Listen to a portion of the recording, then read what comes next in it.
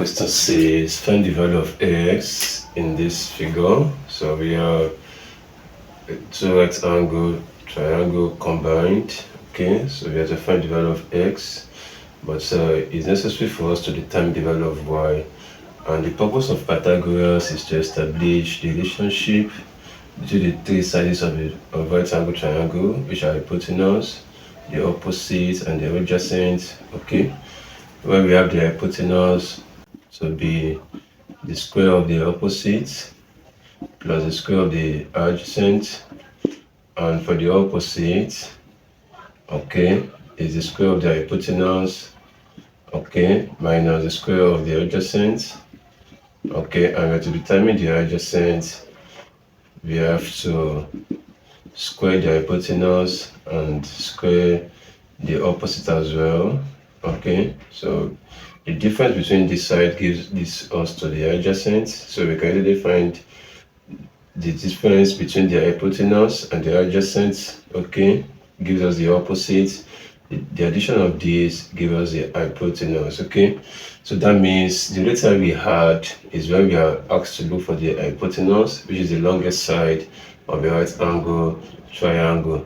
So Pythagoras established the relationship among these three sizes of a right angle triangle.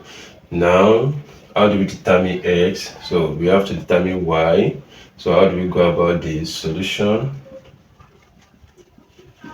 Now, when we look at this, where we have y, we see that the right angle triangle forming, okay, at this point where we have y, we have 8, we have 17. So we are using 8 and 17 to determine y. And when we look at this right angle triangle, the longest side is this, okay, where we have 17. So to get y, okay, we look for the square of 17, okay, square of 8. So we subtract. For 17 square means 17 times 17, minus 8 square stands for 8 times 8, okay.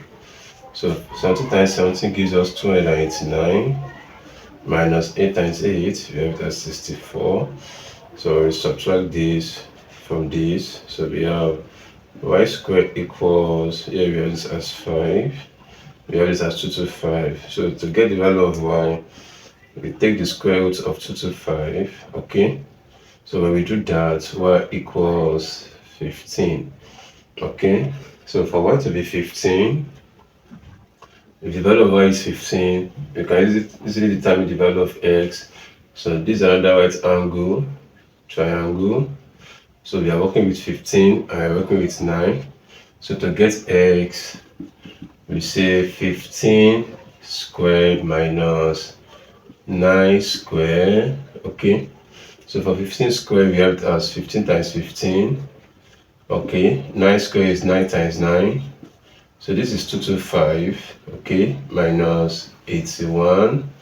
So when we subtract this, we have this as x squared equals 144, okay.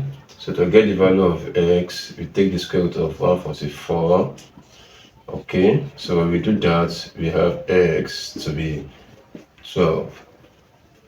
So the value of x equals 12.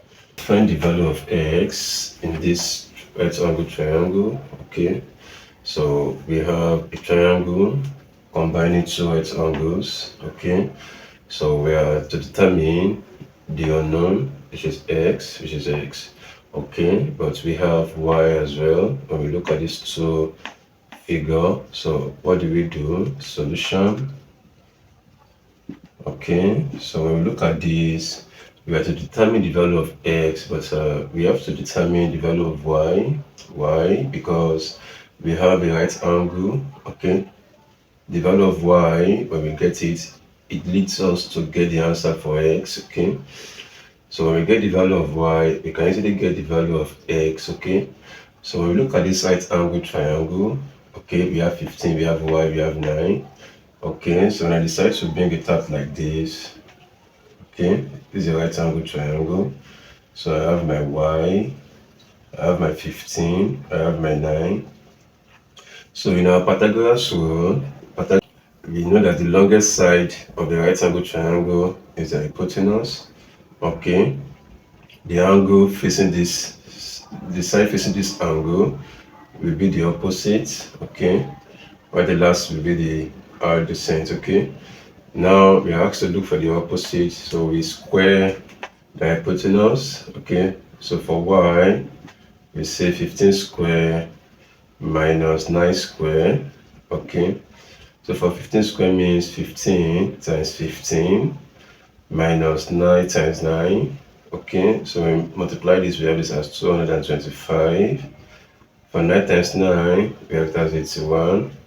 So when we subtract this, okay, we have this as 1, okay, 4, okay, we have it as 144. So for the opposite square, so we look for the square root, we take the square root of 144, so the value of y equals 12. So in this case, y equals 12. Okay, so since we have determined y to be 12, we have this side to be 5, so we can easily find x. Okay, so when we look at it from here. Okay, this is another right angle triangle.